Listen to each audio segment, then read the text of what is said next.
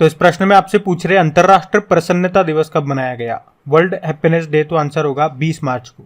और एक happiness index भी आया था अभी 2023 में, जिसमें भारत 126 नंबर पर है, तो टॉप पे फिनलैंड है। अच्छा, वैसे 20 मार्च को एक और डे मनाते हैं हम, विश्व गौरैया दिवस, वर्ल्ड स्पैरो डे, जिसकी थीम है I love sparrow. So hello guys, तो ये आपके करंट अफेयर्स की रिवीजन वाली क्लास है। इसमें हम लोग daily top 30 important current affairs के क्वेश्चंस का क्विक रिवीजन करते हैं। और ये टॉप 30 क्वेश्चन कौन से महीने के हैं, तो जनवरी 2023 से लेके आज तक जितने भी क्वेश्चंस आपने पढ़े हैं, ये उन्हीं में से सेलेक्ट करके इंपॉर्टेंट क्वेश्चन लिए जा रहे हैं। डेली 30 क्वेश्चन हम लोग करते हैं। तो आज का सेशन स्टार्ट करते हैं। फिर अगला प्रश्न पूछ रहे हैं, जियो सिनेमा के ब्रांड एम्बेसडर कौन बनाए गए, तो आंसर होगा रोहित शर्मा बनाए गए थे। वन लाइनर प्रश्न है, ऐसे ही ध्यान रखना इनको। फिर अगला प्रश्न है, राष्ट्रीय तकनीकी अनुसंधान संगठन के अध्यक्ष बने कौन, अरुण सिन्हा। तो याद रखना अरुण सिन्हा, इनको अभी नेशनल टेक्निकल रिसर्च ऑर्गेनाइजेशन का अध्यक्ष बनाया गया। और अरुण से याद आएगा अरुण सुब्रमण्यम, जो मैंने आपको ऑप्शन में लिखा है। ये अभी न्यूयॉर्क कोर्ट में पहले भारतीय अमेरिकी जज बने थे। और अर्नब बनर्जी, ये सीएट जो टायर कंपनी, उसके एमडी बने थे। तो अगला प्रश्न है, अभी वर्ल्ड बैंक के रसद प्रदर्शन सूचकांक लॉजिस्टिक परफॉर्मेंस इंडेक्स 2023 में भारत की रैंक क्या है, 38 नंबर पर है भारत। ये ध्यान रखना, इंपॉर्टेंट प्रश्न है। अगला प्रश्न है, भारत डायनेमिक्स लिमिटेड के नए सीएमडी बने कौन, ए माधव राव बने। तो ये भारत सरकार के रक्षा मंत्रालय के अधीन एक सार्वजनिक क्षेत्र का उपक्रम है, यानी कि पब्लिक सेक्टर यूनिट है, जिसका हेडक्वार्टर मिलेगा आपको हैदराबाद में। स्थापना होती है 1970 में। और अभी इसके सीएमडी बन गए ए माधव राव।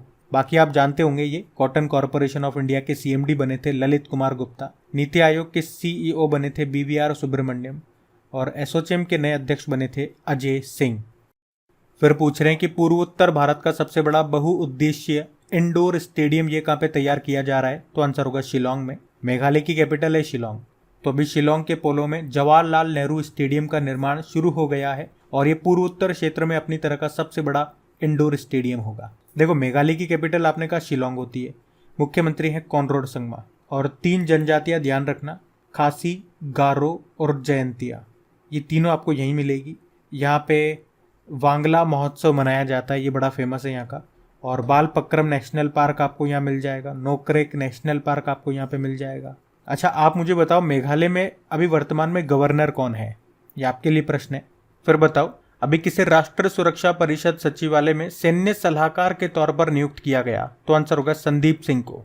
और उन्होंने किनका स्थान लिया, अनिल चौहान का स्थान लिया। अच्छा, आप लोग मुझे बताओ कि हमारे दूसरे नंबर के CDS, chief of defence staff, कौन बने। पहले तो बिपिन रावत जी थे, जिनका निधन हो गया। फिर बताओ, अभी विश्व रचनात्मक और नवाचार दिवस, इसे बोलेंगे इंग्लिश में world creativity and innovation day, ये कब मनाया गया, तो आंसर होगा 21 अप्रैल को। फिर आपसे पूछ रहे हैं, अभी किस देश के द्वारा ताइफा 1 उपग्रह को लॉन्च किया गया था, तो केन्या ने इसको लॉन्च किया था। केन्या, जिसकी कैपिटल होती है नैरोबी, जहां पे आपको यूनाइटेड नेशन एनवायरनमेंट प्रोग्राम का हेडक्वार्टर मिलेगा। और करेंसी है केन्या शिलिंग। अगला प्रश्न है, BEML मतलब भारत अर्थ मूवर्स लिमिटेड, इसके सीएमडी कौन बने, तो आंसर होगा शांतनु रॉय।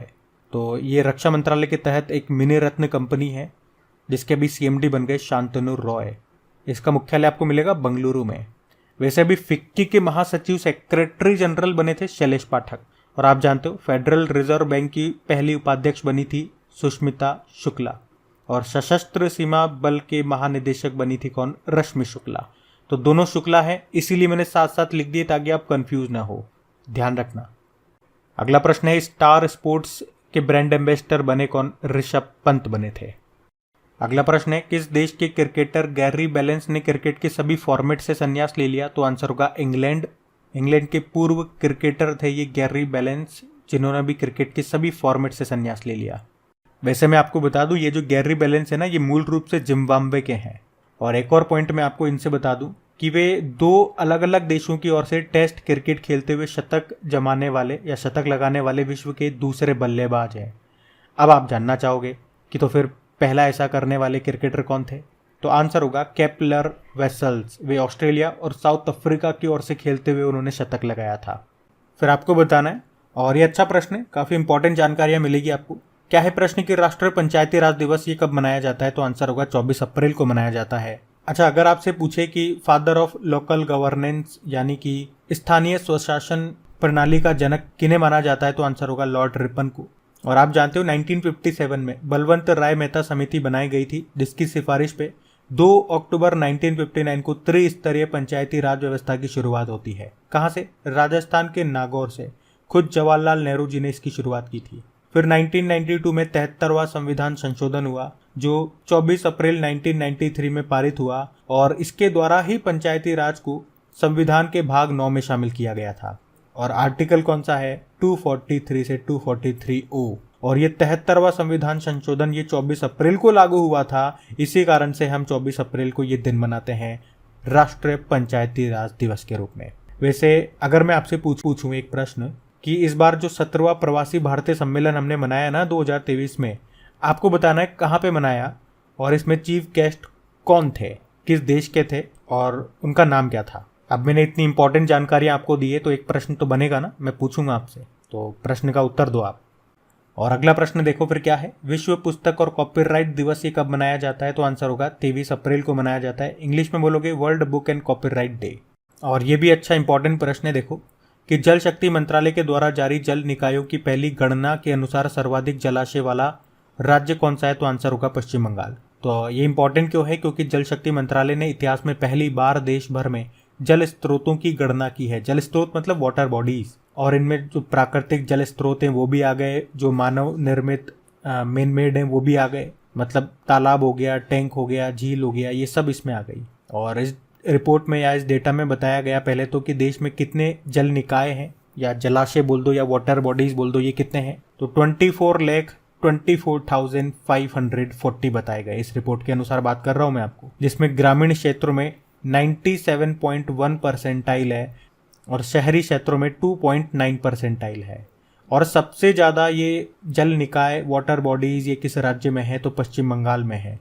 कितने? 7.47 लाख। दूसरे नंबर पे उत्तर प्रदेश आता है इस मामले में। और सबसे कम जलाशय कहाँ पर है? तो सिक्किम में है। ये आप ध्यान रखना।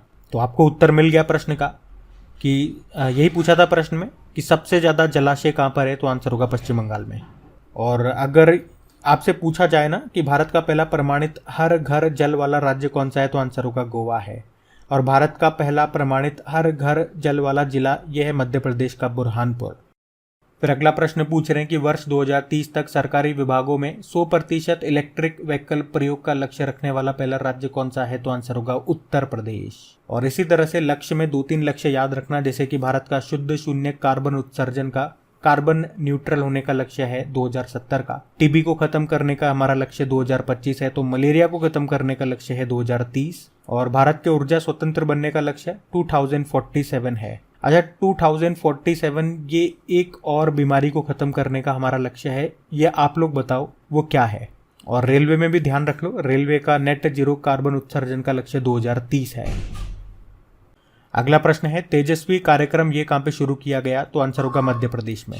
तो मध्य प्रदेश के स्कूल शिक्षा विभाग ने इसे छात्रों में उद्यमशीलता का विकास करने और उनका कौशल विकास यानी कि स्किल डेवलपमेंट करने के लिए ये तेजस्वी कार्यक्रम शुरू किया। फिर बताओ कौन सा आईआईटी तंजानिया में अपना अंतर्राष्ट्रीय परिसर स्थापित करेगा? तो आईआईटी मद्रास। तो अफ्रीकी देश है तंजानिया, तो तंजानिया के जांजीबार में अपना पहला अंतर्राष्ट्रीय परिसर स्थापित करेगा आईआईटी मद्रास। और याद रखना ऐसा करने वाला ये पहला आईआईटी भी होगा। और आप जानते हो अफ्रीका महाद्वीप की जो सबसे ऊंची चोटी है जिसे आप माउंट किलिमंजारो कहते हो, वो आपको तंजानिया में ही मिलेगी। अगला प्रश्न है किस राज्य ने एक पंचायत एक खेल का मैदान परियोजना शुरू की? तो आंसर होगा केरल ने।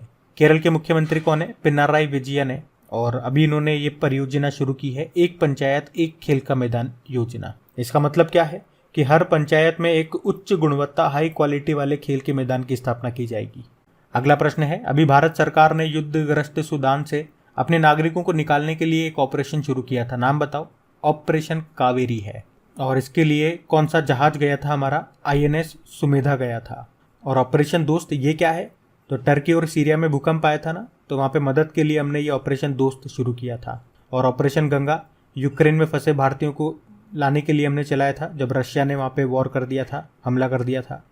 और ऑपरेशन देवी शक्ति अफगानिस्तान में फंसे हुए भारतीयों को वापस लाने के लिए चलाया था। अभी याद है हमास और इजराइल के बीच में झड़प हुई, तो आपसे मेरा प्रश्न ये है कि इजराइल से भारतीयों को वापस लाने के लिए हमने कौन सा ऑपरेशन चलाया? ये डेली करंट अफेयर्स अगर आप पढ़ते होंगे तो बड़ी आसानी से आप इसका उत्तर देंगे और ये इंपॉर्टेंट भी एग्जाम के लिहाजा से।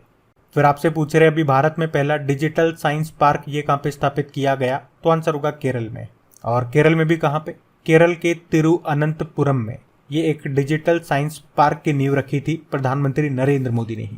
अब यहाँ पे कुछ इंपॉर्टेंट पॉइंट्स बता रहा हूँ, ध्यान से सुनना। भारत का पहला जियोलॉजिकल पार्क कहाँ पे बनेगा, मध्य प्रदेश के जबलपुर में। और देश का पहला आर्टिफिशियल इंटेलिजेंस और रोबोटिक टेक्नोलॉजी पार्क जिसे कहते हैं आर्ट पार्क, ये कहाँ बना, बंगलुरु में। देश का पहला पूर्ण महिला स्वामित्व वाला फिक्की लेडीज ऑर्गेनाइजेशन औद्योगिक पार्क कहाँ पर है, हैदराबाद में। भारत का पहला विदेशी पक्षी पार्क कहाँ मिलेगा, मुंबई में। देश का पहला ई वेस्ट इको पार्क ये बना दिल्ली में। देश का पहला जेंडर पार्क मिलेगा केरल के कोझिकोड में।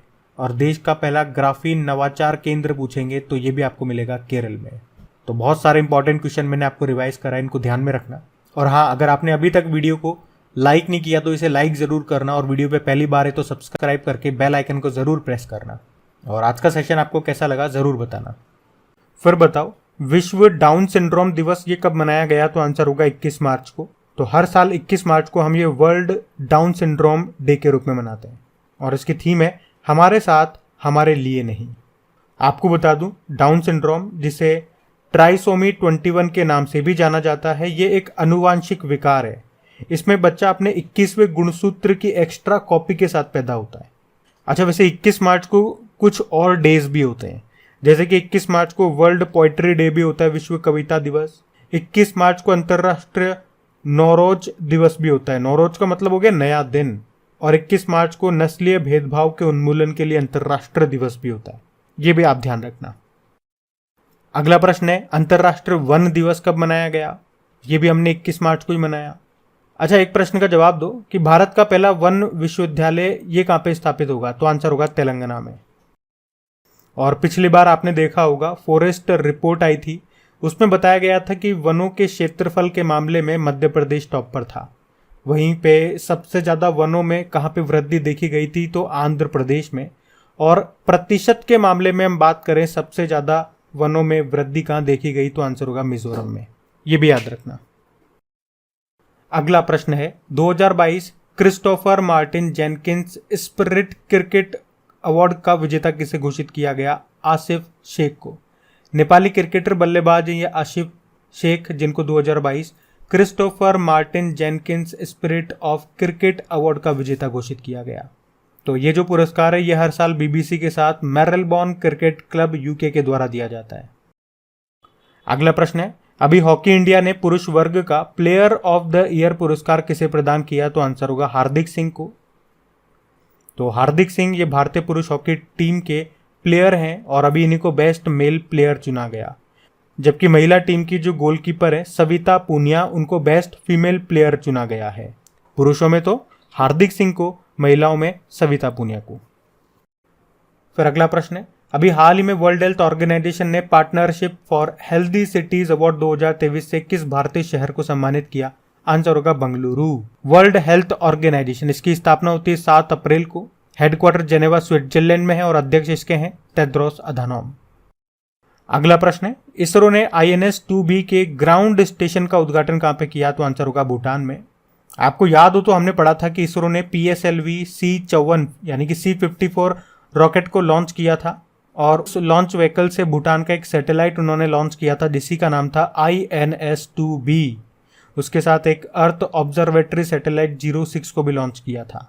तो INS-2B इसका फुल फॉर्म क्या होता है, INS मतलब इसरो नैनो सैटेलाइट, B मतलब हो गया भूटान। और अभी इसी की मॉनिटरिंग के लिए इसरो ने एक ग्राउंड स्टेशन लॉन्च किया था या उद्घाटन किया था या स्थापित किया था, कहाँ पे, भूटान के थिम्पू में, भूटान की कैपिटल थिम्पू में, यही इसका मतलब हो गया।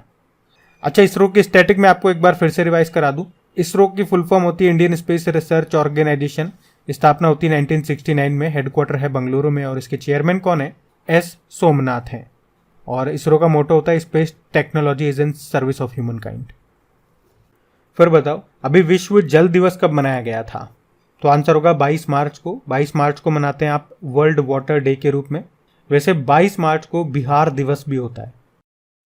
फिर आपसे पूछ रहे हैं अभी दयालु योजना ये कहाँ पे शुरू हुई, तो आंसर होगा हरियाणा में। मतलब इस योजना का पूरा नाम है पंडित दीनदयाल उपाध्याय दयालु योजना। है क्या इस योजना में, बिल्कुल शॉर्ट में आपको बताऊं तो जो गरीब परिवार होते हैं, जो अंत्योदय परिवार होते हैं, अंत्योदय मतलब होता है जो बहुत गरीब परिवार है, उसे कहते हैं अंत्योदय। तो अगर ऐसे परिवारों में किसी व्यक्ति की मृत्यु हो जाती है या विकलांगता आ जाती है तो सरकार दयालु योजना के तहत उसे वित्तीय सहायता देगी। तो इसको शुरू किया हरियाणा ने। अगला प्रश्न है झरनी योजना पोर्टल, इसका उद्घाटन कहाँ पे किया गया था? तो आंसर होगा झारखंड। झारखंड के मुख्यमंत्री कौन है? हेमंत सोरेन। उन्होंने इस योजना को लॉन्च किया था और झारखंड की कैपिटल रांची है। अगला प्रश्न है अभी गणित के लिए एबल पुरस्कार ये किसे मिला? लुइस कैफरेली को मिला। ये अर्जेंटीना अमेरिकी हैं लुइस कैफरेली और गणित के लिए एबल पुरस्कार भी इनको दिया गया। अच्छा मुझे ये बताओ गणित का नोबेल पुरस्कार किसे कहते हैं? तो आंसर होगा फील्ड मेडल को कहा जाता है। और 2022 में ये यूक्रेन के गणितज्ञ मेरिना वियाजोवस्का को मिला था। और नोबेल पुरस्कार से मुझे याद आया 2023 के नोबेल पुरस्कार जितने भी हैं उसका मैंने ट्रिकी वीडियो बना दिया है, उम्मीद करूंगा आप सबने देख लिया हो। लेकिन फिर भी अगर कोई स्टूडेंट रह गया है तो वो जाकर के देख लें, क्योंकि यहाँ से आपके एग्जाम में प्रश्न बनेंगे और फिर वहाँ आपसे सॉल्व नहीं हुआ तो बड़ा पछताओगे। फिर आपको याद आएगा कि यार 10 मिनट एक बार वो वीडियो देख लेता ना तो 1 नंबर और बढ़ जाता मेरा। तो सिंपल सा सर्च मारना यूट्यूब में Nobel prize tricks 2023 by crack exam. और अगर आपसे पूछे कि 2023 का प्रित्जकर पुरस्कार जो कि वास्तुकला का सर्वोच्च सम्मान है आर्किटेक्चर की फील्ड में, ये मिला था सर डेविड चिपरफील्ड को। और 32वां व्यास सम्मान 2022 के लिए मिला था डॉक्टर ज्ञान चतुर्वेदी को, उनके उपन्यास पागलखाना के लिए। अच्छा गणित से 2 डे आप मुझे बताओगे अब, वर्ल्ड मैथमेटिक्स डे और नेशनल मैथमेटिक्स डे हम कब मनाते हैं? और अगर ये भी बता सको तो बताना कि अभी शस्त्र रामानुजन पुरस्कार 2023 का किसे दिया गया? अभी दे दिया गया 2023 का ये, अगर याद है तो बताओ, वैसे मैं तो आपको बताऊंगा इसे आगे, अभी आप बताओ। फिर आपसे पूछ रहे आरबीआई का डेटा सेंटर और साइबर सुरक्षा प्रशिक्षण संस्थान ये कहाँ पे स्थापित किया जाएगा? तो आंसर होगा उड़ीसा की कैपिटल भुवनेश्वर में। आरबीआई इसकी स्थापना कब होती है? 1 अप्रैल 1935।